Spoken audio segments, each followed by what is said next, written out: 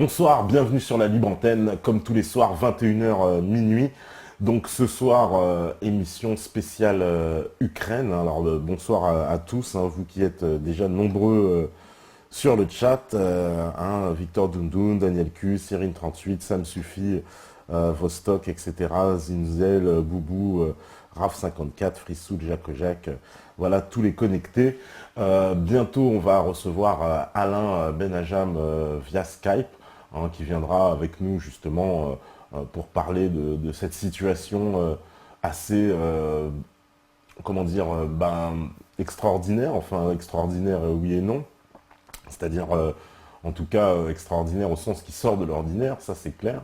Donc un coup d'État visiblement légal, je ne sais pas comment on peut appeler ça, puisque bon, le Parlement comme ça qui destitue le président, mais apparemment hors de tout contexte constitutionnel et hors en tout cas d'un cadre légal, hein, de respect des institutions ukrainiennes. On sent bien la main de l'OTAN et des États-Unis derrière qui ont, on le sait maintenant, on est convaincu que c'est une opération encore secrète, hein, de cette organisation militaire, avec des agents israéliens qui ont été arrêtés comme étant les leaders présumés de cette rébellion. Et tout est conforme, si j'ai envie de dire, hein, si je puis dire, au plan entamé par l'OTAN de remettre en place un gouvernement pro-américain et en tout cas de créer une crise majeure avec la Russie, puisqu'on sait qu'aujourd'hui, comment on appelle ça, les soviétiques, enfin les soviétiques, les Russes, les Poutine, ont, on va dire, ordonné à une armada navale de faire route vers la Crimée. Et donc toute la Crimée s'est rebellée aussi pour soutenir les Russes. Et finalement, on se dirige vers un éclatement de l'Ukraine, une guerre civile, en tout cas vers quelque chose de très très grave. Et certainement on va dire à l'horizon des troubles à venir et peut-être bien un conflit ouvert cette fois avec la Russie, ce qui serait absolument catastrophique pour l'Europe. On ne sait pas vers où tout ça va nous mener. En tout cas, on voit bien qu'il y a une géopolitique qui bouge, hein. Alors ça s'agite en Ukraine, on sait aussi en Syrie. Alors ce soir, on devait avoir Thierry Messand, mais on n'a pas réussi à le joindre parce qu'il a aussi pas mal de nouvelles à nous donner. Mais on a Alain Benajam avec nous, on me fait signe dès que c'est bon. Ben voilà, donc on va pouvoir l'accueillir avec nous. Je vais ouvrir les micros. Alain, je pense que tu nous entends. Alain, Oui, Alain. je vous entends. Voilà. Bon, bah, ça y est, on a l'antenne. Donc, Bonsoir. J'ai eu Thierry, mais en fait, il était en retard dans l'écriture de nombreux articles. D'accord. D'accord. Il ne va pas être là. On va essayer de pallier à sa présence. Hein. Je suis le petit Thierry Messant, 10. Et donc, évidemment, je pense qu'on doit pouvoir s'en tirer pour faire une analyse de la situation parce qu'on a eu quand même de nombreuses informations.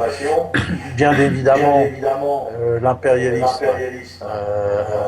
commence à mettre le paquet un peu partout, parce que il ne faut pas oublier aussi le Venezuela, où il y a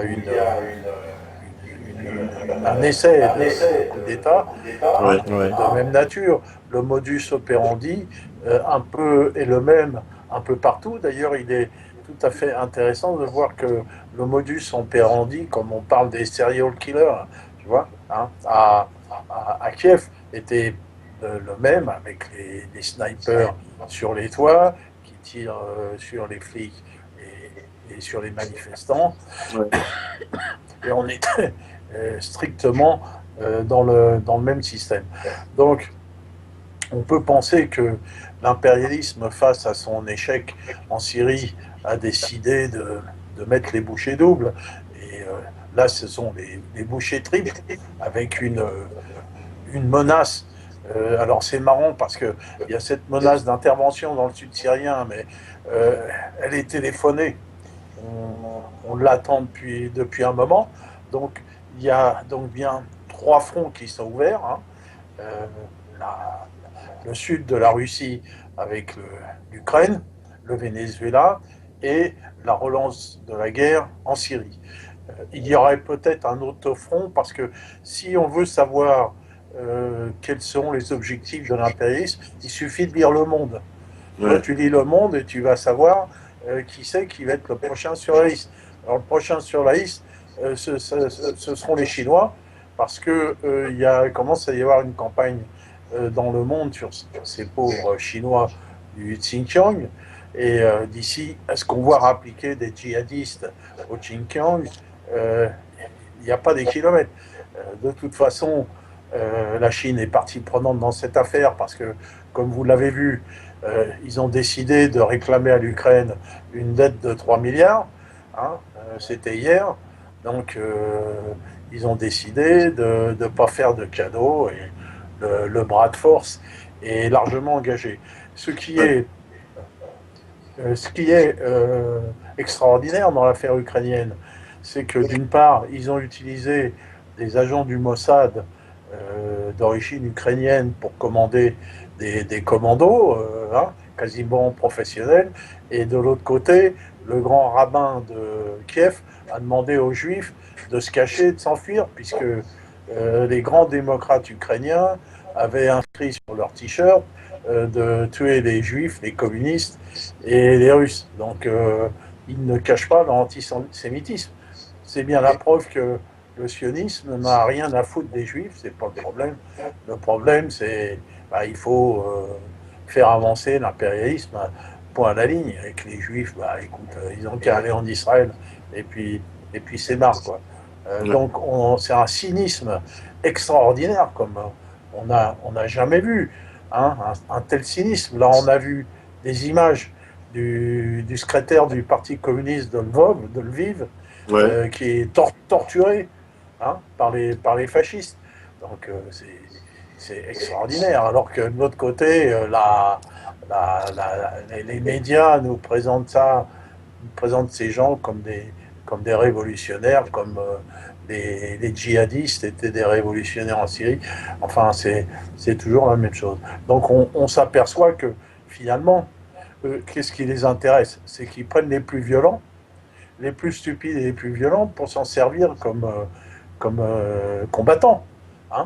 Voilà, des fascistes ici, des sionistes là, des djihadistes là-bas, et le reste, ils s'en foutent, puisque ce qui leur importe, c'est d'avancer leur pion. Alors, on pourra discuter de la raison, quels sont réellement leurs objectifs, parce que finalement, ils vont gagner quoi? Pas grand-chose. Vont faire chier la Russie, ça c'est vrai, mais empêcher effectivement un rapprochement entre deux grands pays, parce que l'Ukraine, peut-être qu'on en parlera, c'est un pays industriel. L'Est de l'Ukraine est extrêmement développé. Moi, j'ai eu l'occasion de visiter cette partie Kharkov et Dniepropetrovsk à la fin de l'URSS pour voir la densité énorme qu'il y avait en matière d'usines d'armement. La grande partie de la technologie d'armement soviétique, la très grande partie, d'ailleurs peut-être qu'ils ont fait une connerie, était en Ukraine. Et la grande partie de l'industrie aérospatiale était en Ukraine. C'est là qu'ils construisaient les fusées, c'est là où il y avait Antonov, le fameux gros avion porteur. Et donc avec une industrie électronique extrêmement avancée que j'ai pu visiter. Alors, même si les Russes ont pu tenter de rapatrier de la technologie, il en reste encore beaucoup là-bas. Et l'Ukraine fabrique encore énormément, notamment des moteurs de chars d'assaut pour les Russes, pour les Chinois. Tout ça, c'est fait dans la région de Kharkov, Dniepropetrovsk. Et voilà, donc c'est peut-être intéressant aussi pour l'impérialisme, c'est d'annihiler, c'est de fermer ses usines. C'est possible. Voilà On a plein de questions à toi. Il y a beaucoup Oui, de allez, questions. vas-y. Il y a plein Tu de me coupes la questions. parole, hein, parce que Ouais, parce qu'il y a plein de quand je questions. commence. Alors, déjà, il y a les questions. Il y a, comment dire, on nous demande est-ce que la Crimée, quel est le rôle de la Crimée un peu dans cette affaire, puisqu'on a vu que les Russes ont envoyé une force navale en Crimée. Est-ce que tu peux nous en parler? Parce qu'apparemment aussi, on nous parle d'un. Voilà. Il y a quelqu'un qui dit qu'il a lu sur ton profil Facebook un texte que tu as publié au sujet de la réponse russe par leur rapprochement avec la Crimée, et on te demande de développer un peu. Est-ce que tu peux expliquer Bon, le rôle de la Crimée? alors, la Crimée a toujours été russe. Euh, c'est par un jeu tout administratif du temps de l'URSS qui a fait que, qui a mis la Crimée en Ukraine. Hein, voilà, c'est les soviétiques qui ont fait comme ça. Bon, et puis quand il y a eu l'indépendance, on a laissé la Crimée en Russie, en Ukraine. Donc la Crimée est peuplée de ethnies, on va dire, de types de personnes, des Russes, hein, il n'y a pratiquement pas d'Ukrainiens, et des Tatars, les Tatars musulmans. Les Tatars musulmans de Crimée, évidemment, sont du côté impérialiste. D'ailleurs, il y a parmi eux un certain nombre de djihadistes qu'on a fait revenir de Syrie pour encadrer des manifestants. Bon, la Crimée est aussi la plus grosse base militaire russe parce que l'Ukraine a laissé à la Russie l'usage d'une base navale où est stationnée la base navale de la mer Noire. Donc on voit bien l'importance de cette presqu'île qui s'avance dans la mer Noire, hein, et donc qui est peuplée justement en grosse majorité de Russes. Voilà. Et donc on a vu des manifestations avec des drapeaux russes. Là-bas, les gens ils demandent à devenir russes tout simplement. Donc que va faire la Russie? Va-t-elle annexer la Crimée? Là, si elle annexe la Crimée, c'est un casus belli. Que va faire l'impérialisme maintenant? Demander à la flotte russe de vider les lieux. Là, ce serait aussi un casus belli. Donc, vis-à-vis de la Crimée, il y a là une grosse partie de bras de fer. C'est là où vont se jouer les frottements les plus dangereux. Hein. Voilà, je ne sais pas si j'ai répondu Ouais. ou est-ce que vous avez plus que de Alors, d'explications.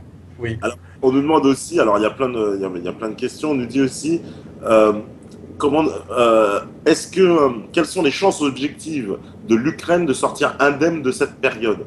Est-ce que, voilà, parce qu'il y en a beaucoup qui nous disent qu'il y aura déjà une scission de l'Ukraine, que l'Ukraine est promise un peu à être séparée en deux, quoi.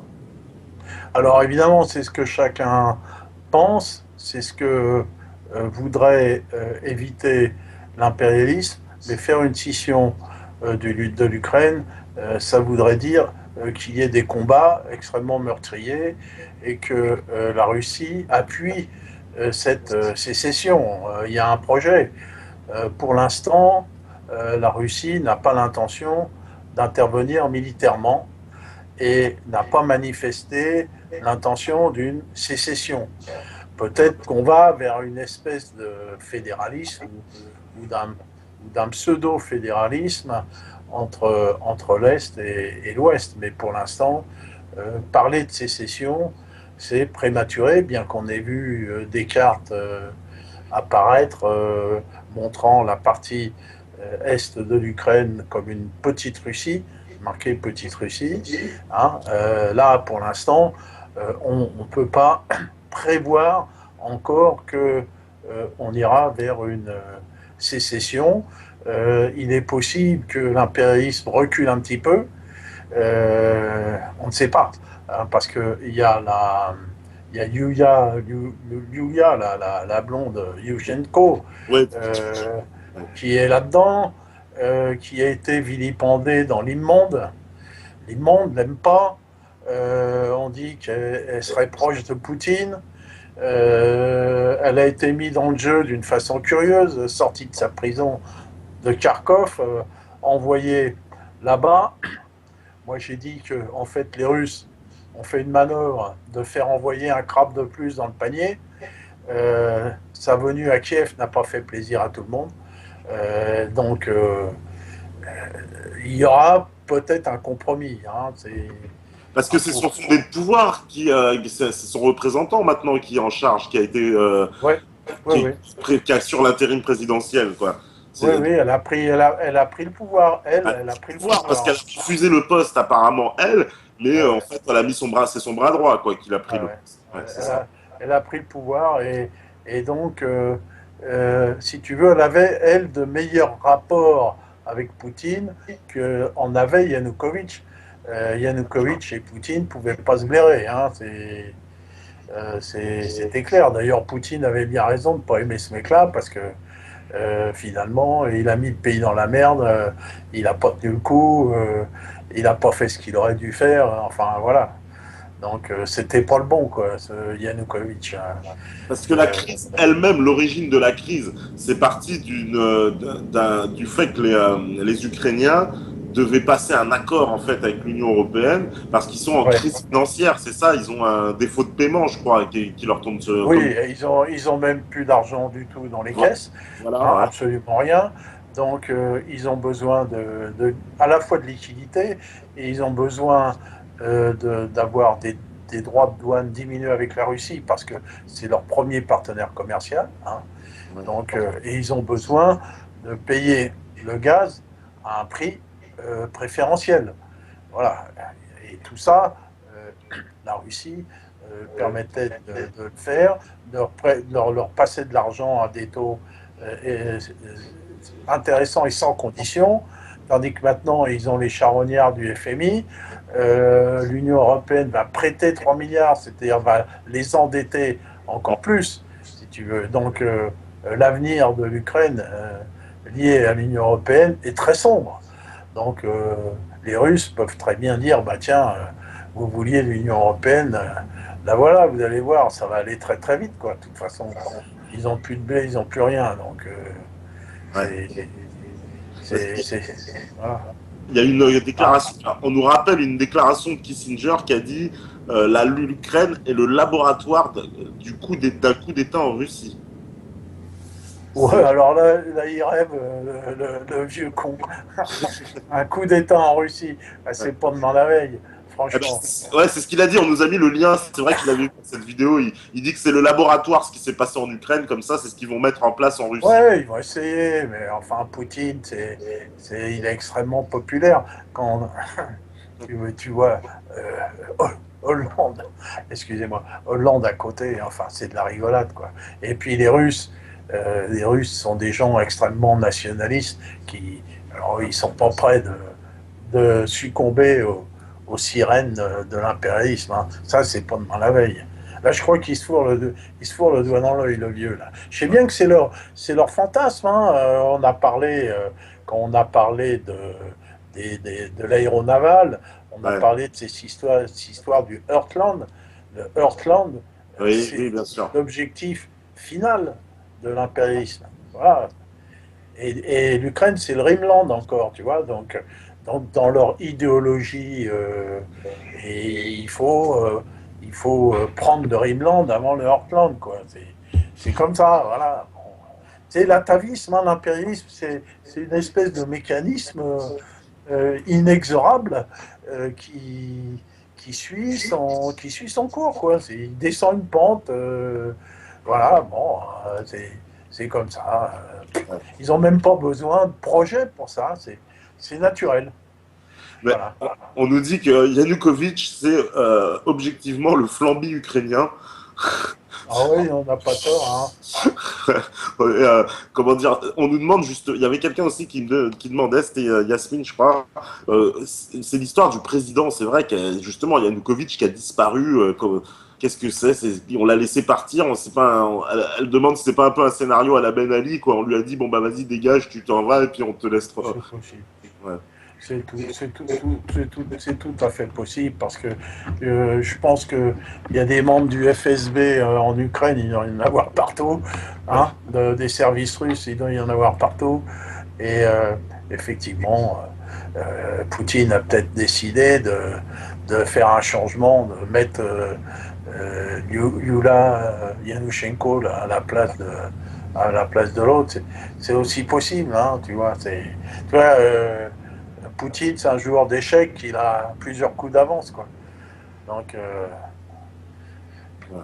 Alors, ils disent qu'en 2010, il y a eu un accord, c'est Nasrallah Pendragon qui nous met ça, c'est un extrait du livre d'Émeric Choprad, où il dit que le président Yanukovych, il avait passé un accord avec Medvedev pour prolonger de 25 ans le droit de stationnement de la flotte russe en Crimée, quoi, c'est-à-dire ouais. au-delà de 2017 encore. Oui, oui, non, mais ça, c'est tout à fait, c'est tout à fait probable. Ouais. Tout à fait probable, hein, parce que c'est quand même important. Cette base navale, elle est importante. Si les Russes devaient la déménager, ça leur coûterait beaucoup, quoi. Bon, donc effectivement, ça me paraît tout à fait logique, bien que je n'ai pas l'information directement, mais ça me paraît possible. Alors, il y a Jovanovic qui dit que ce qui se passe à l'Est en ce moment, c'est une répétition générale et après, ce sera pour nous à l'Ouest. Toi, t'en penses quoi de ça? Moi, je pense que l'impérialisme, c'est l'impérialisme, et il procède toujours de la même façon. Il manque d'imagination. Donc, il a vu que ça avait marché en Libye, impeccable. Qu'en Syrie, ils ont réussi à foutre la merde. Là, ils ont vu qu'en Ukraine, ça marchait. Donc, ce que je dis parle de modus operandi, de mode opératoire. Bon, bah, tout le monde le connaît, quoi, maintenant. Voilà, donc on joue sur des divisions. On commence à jouer sur des divisions entre les uns et les autres. On va les exacerber. Hein, on va créer des troubles et on va mettre des gens avec des flingues qui vont tuer les uns et les autres. Et puis voilà. Et ils peuvent faire ça partout. Ils peuvent faire ça partout. Ouais. C'est tout. Voilà. C'est simplement la première chose à faire pour les gens qui sont confrontés à ça, c'est de commencer par zigouiller les tireurs sur les toits. Et voilà, maintenant on sait comment ils font, quoi. Donc, Alors, on nous tout, demande, c'est quoi la position des Ukrainiens là-dedans? Parce que c'est vrai qu'on a un peu du mal à percevoir. Tu sais, c'est toujours le même problème dans ces conflits. C'est que ça nous est présenté comme ça, comme une espèce de soutien populaire, de révolte populaire. Donc, on a toujours le sentiment de se dire qu'il y a des gens quand même qui soutiennent. Et on nous dit, c'est quoi le sentiment des Ukrainiens? Clairement, ils soutiennent en majorité. C'est mitigé. Il y en a qui. C'est quoi exactement? Alors, il y a les Ukrainiens il y a plusieurs niveaux. Il y a les Ukrainiens de l'Ouest qui sont traversés par des mouvements nationalistes fortement anti-russes, traditionnellement, hein, ceux de Lviv ou de Lvov, ça dépend si tu le dis en russe ou en ukrainien. Il y a les Ukrainiens de l'Est, ceux de Kharkov et de Dniepropetrovsk, qui eux étaient ils seraient plutôt pour l'URSS, si tu veux. Ils vivaient bien. Du temps de l'URSS, c'était vraiment quelque chose qui était florissant, cette région. Absolument florissant. Et ils ont la nostalgie de l'URSS. Hein. Et puis, il y a des gens, quand même, à Kiev, qui vivaient très très mal, avec des salaires très bas, avec des politiciens corrompus comme Yanukovych ou comme d'autres, et qui en ont marre, quoi. Qui en ont marre de vivre comme ça. Alors certainement, parmi les manifestants au début, il y avait des gens qui en avaient marre, comme il y avait en Tunisie, ou comme il y avait partout, parmi ces manifestants, il y a un mélange de provocateurs et de gens qui, sincèrement, en ont marre et qui veulent que ça aille mieux, quoi. C'est tout. Alors, bien sûr qu'il y en avait des gens qui voulaient que ça aille mieux, qui en avaient marre, et ils n'avaient pas tort, parce que, en fait, ça allait pas du tout. Donc, voilà, donc c'était un terreau favorable, hein, quand ça va pas. Le problème, c'est que ça va aller encore moins, mais bon, là, ils le savent pas. Ils pensent que l'Union européenne, c'est pavé d'or, et puis Il Ouais, suffit d'y être. c'est plutôt ça qui les attire, parce que quand on se dit les Ukrainiens veulent rentrer dans l'Union européenne, ils se disent qu'ils vont avoir, c'est le jackpot un peu, c'est l'euro million, quoi. On va avoir Voilà, les voilà, subventions européennes qui vont tomber à gogo sur l'Ukraine, quoi. voilà, voilà. Ils pensent ça parce qu'ils savent pas que la Grèce c'est la merde. Ils savent pas que partout c'est la merde, que Ouais. c'est le chômage, que c'est la dette, que c'est voilà. Mais bon, Et parce que les médias là-bas leur ont même pas dit quoi. voilà, Tu vois, ils justement, sont il y a une stupides. question sur les médias, là, voilà, exact. On nous dit, c'est quoi les médias là-bas? Ils sont de quel côté, un peu, les médias ukrainiens? Ça, je ne saurais le dire, hein. Ouais, En général, ces médias sont tenus par des oligarques qui ont plein d'accord. de pognon et qui sont facilement achetables, hein. C'est tout. Même si tu veux, tu peux voir en Russie, la majorité des médias sont anti-Poutine, hein. La Ouais, majorité. La ouais, majorité. Au Venezuela, la majorité des médias sont contre la révolution bolivarienne. Voilà, parce que pour avoir un média, il faut avoir du pognon. Et quand tu as du pognon, tu n'es pas près du peuple, hein. Tu ouais, vois, donc voilà, chez nous, c'est Dassault, c'est Lagardère, voilà, c'est Rothschild. Bah, dans tous les pays, c'est comme ça. Les médias, ce ne sont pas des gens bien. ouais, Voilà. Donc ouais, je suppose qu'en Ukraine, les médias, c'est la même chose. Des oligarques. Voilà. ouais, d'accord. On nous demande, est-ce que tu peux préciser un peu ce que c'est que l'impérialisme? Parce qu'il y en a, ils nous disent c'est vague. Ah, alors c'est vague. On en a déjà parlé, mais tout le Ouais. monde n'est pas obligé de suivre Ouais, toutes toutes les les émissions. émissions. Faut se répéter des fois. Alors permettez-moi de tousser un peu, parce que vous savez que j'ai un demi-poumon en moins et que c'est pas simple. Bon, donc l'impérialisme, c'est il y a un livre que Lénine a écrit au début du XXe siècle qui s'appelle L'impérialisme, stade suprême du capitalisme. Ouais. Donc l'impérialisme, c'est la tendance, c'est une tendance l'impérialisme. Hein. C'est pas un truc de construit. Ceux qui pensent aux pyramides, là, ça n'existe pas. Hein. C'est une tendance naturelle du capitalisme à aller rechercher des marchés et à l'extérieur à l'extérieur, hein, chercher des marchés plus loin, en utilisant les moyens régaliens d'un État. Alors pour qu'il y ait impérialisme, il faut qu'il y ait capitalisme. Aujourd'hui, le capitalisme n'est plus un capitalisme industriel, mais c'est un capitalisme financier. Hein. Et pour que ça fonctionne, il faut des moyens régaliens, il faut des tanks, des avions, des services secrets, de la police, et des moyens, ce qu'on appelle des moyens régaliens. Donc l'impérialisme fonctionne avec un État. Donc l'impérialisme, c'est vieux comme le capitalisme. Ça a commencé au XVIe siècle avec les compagnies des Indes et qui étaient des mélanges entre des intérêts privés et des intérêts publics. Voilà. Alors aujourd'hui, l'impérialisme, c'est l'impérialisme qu'on appelle corporatiste, c'est-à-dire que c'est l'ensemble des grandes sociétés états-uniennes et de la finance anglaise d'origine qui travaille avec Wall Street, si tu veux, qui a mis la main sur l'État états-unien, si tu veux. L'État états-unien est quelque chose qui leur appartient, qui appartient à ces grandes sociétés capitalistes et qui utilisent cet État pour avancer leurs intérêts. Alors, quels sont leurs intérêts? Leurs intérêts est clair aujourd'hui. Si au 19e siècle, au 20e siècle, l'intérêt c'était par exemple d'exploiter des matières premières ou d'exploiter des produits agricoles ou de cultiver l'arachide au Sénégal ou la banane au Belize. Hein, tu avais la United Fruit en Amérique du Sud, etc. Aujourd'hui, l'action principale de l'impérialisme, est financier, c'est-à-dire c'est mettre la main sur le système bancaire et financier de manière à endetter les gens. Hein. Donc, on voit que les cibles de l'impérialisme, ce sont toujours des pays indépendants qui ont un système bancaire indépendant et qui sont non endettés.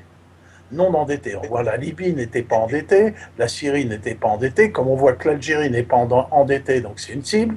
Et donc, le meilleur moyen aujourd'hui d'accumuler du capital, hein, c'est plus de fabriquer des trucs, c'est d'endetter les gens.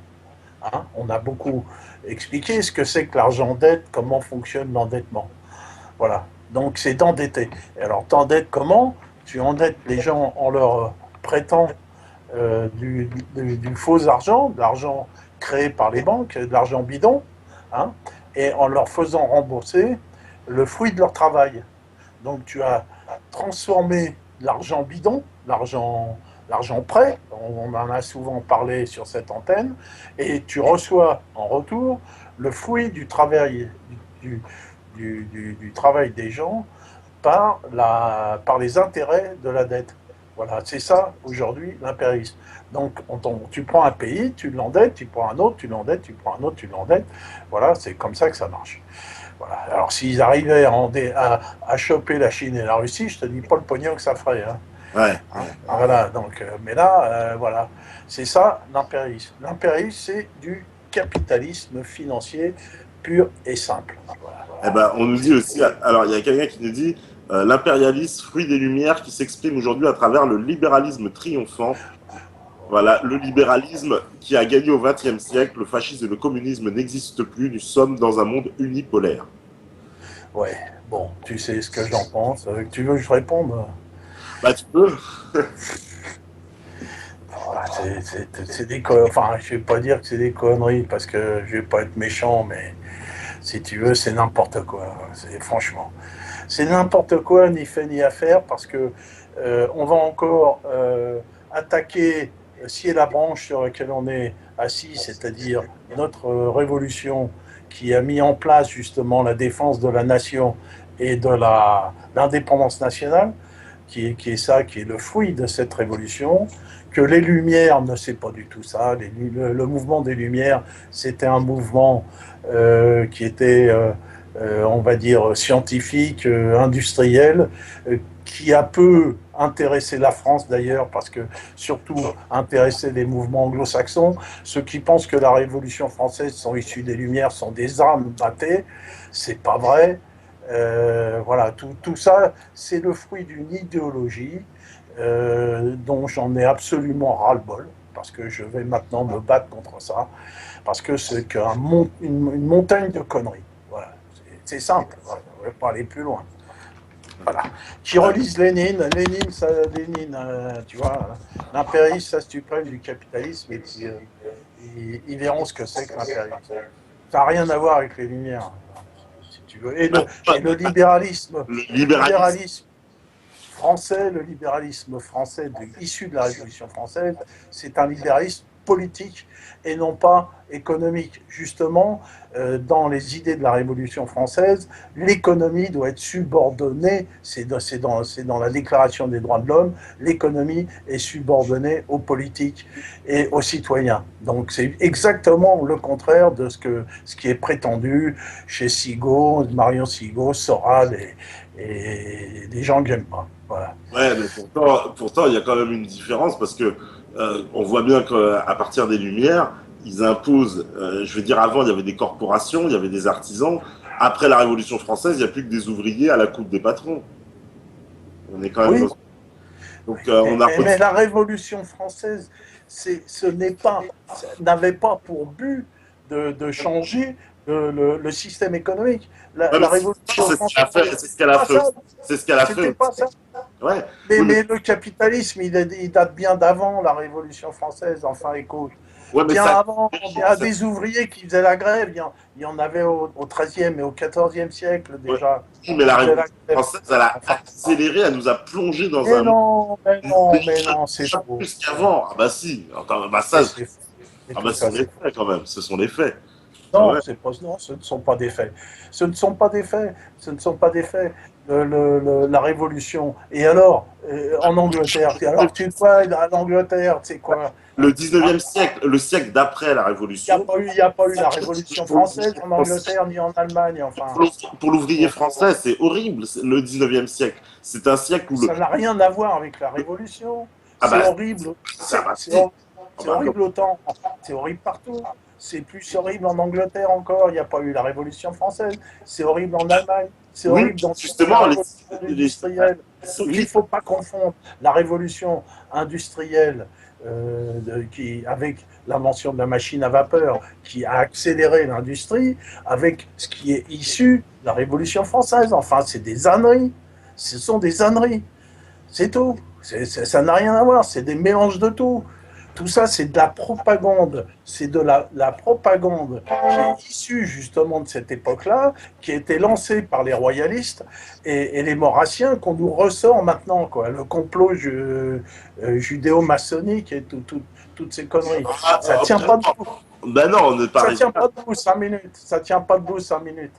Bah, il y a C'est faux. Il y a un Jean- mélange de tout. C'est on mélange tout. Jean-Claude Michéa, par exemple, tu vois, lui aussi, il Hein? fait Jean-Claude Michéa, il fait le rapport entre les Je deux. m'en fous, moi, de ce mec-là. Mais qu'est-ce que j'en ai à faire? Mais il y a des tas de mecs qui racontent des conneries. Alors, est-ce que je vais répondre à tous ceux qui racontent des conneries? Non, je vais pas en terminer, quoi, si tu veux. Je vais pas en terminer. Moi, s'il y a complot aujourd'hui, c'est un complot contre les idées de la Révolution française de 1789, qui sont des idées émancipatrices, politiques, qui ne s'occupent pas d'économique, qui sont des idées qui mettent en avant l'indépendance de la nation et la primauté de la nation et la primauté du citoyen sur justement l'économie. Alors que ensuite ces idées-là aient été enterrées quelques années après, c'est sûr que Napoléon, dès qu'il est arrivé, il a mis tout ça sous le tapis, on n'en parle plus, si tu veux. Non, mais ça c'est clair, qu'il y a eu après un tropisme avec le libéralisme économique Bah oui. anglo-saxon qui s'est imposé. Mais ce ne sont plus les idées de la Révolution française, c'est autre chose. Donc Parce que par exemple, on nous dit que toi, voilà, on nous dit le problème, c'est que Alain arrête la Révolution française en 1791. Ils disent, tu vois, pour les gens, justement, la Révolution française, ça suit son cours très loin ensuite. C'est le début de quelque chose, en fait, le XVIIIe siècle, mais ça continue dans le XIXe. Non, la Révolution française est très rapidement enterrée, les idées sont très rapidement enterrées, très rapidement. C'est-à-dire que finalement, tu as une action, tu as une réaction. Bon. Pourquoi il y a eu révolution en France et pas en Angleterre, hein? On va pouvoir en parler aussi avec Jeanne d'Arc, alors que en Angleterre, justement, le capitalisme, en plus financier, impérialisme, il est encore plus dur qu'en France. Il est encore plus dur qu'en France. Il n'y a pas eu de révolution française en Angleterre, enfin, que je sache. Il y a eu une révolution de même nature. Je veux dire, Cromwell, à partir de Cromwell... Non, mais bien avant, il fait revenir les banquiers juifs d'Amsterdam et qui installent la cité à Londres. Ça ne vend pas, quand même. Allez, encore les juifs. Allez, vas-y. On n'arrête pas, quoi. Si tu arrête, je peux pas faire ton fils de trop. Si tu veux, bon, mais ça, c'est des trucs de facho, je suis désolé. De facho, c'est des faits. Ce sont des faits. Non, ce ne sont pas des faits. Mais non, j'ai entendu Thierry en parler, c'est même pas. Tu me dis ça, j'ai entendu même Thierry Messant en parler de ça, qui parle de Cromwell, de sa révolution et des banquiers. Les bourgeois sont venus, les bourgeois ont pris le pouvoir en Angleterre bien avant Cromwell. Hein, déjà avec la Magna Carta, ils ont déjà accédé au pouvoir. Quand on va parler de la guerre de 100 ans et de Jeanne la Pucelle, eh bien, il y a une guerre civile en France qui est terrible, justement au sujet de l'organisation sociale. En Angleterre, à cette époque-là, c'est la Chambre des communes qui a le pouvoir et qui gouverne.